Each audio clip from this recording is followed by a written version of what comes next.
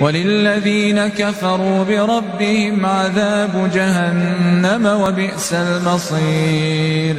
إذا ألقوا فيها سمعوا لها شهيقا وهي تفور تكاد تميز من الغيظ كلما ألقي فيها فوج سألهم خزنتها ألم يأتكم نذير قالوا بلى قد جاءنا نذير فكذبنا وقلنا ما نزل الله من شيء إن أنتم إلا في ضلال كبير.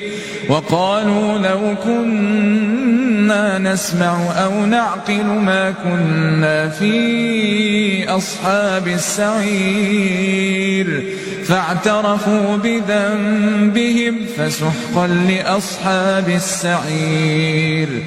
إن الذين يخشون ربهم بالغيب لهم مغفرة وأجر كبير. وأسروا قولكم أو اجهروا به إنه عليم بذات الصدور. ألا يعلم من خلق وهو اللطيف الخبير. هو الذي جعل لكم الأرض ذلولا فامشوا في مناكبها وكلوا من رزقه وإليه النشور.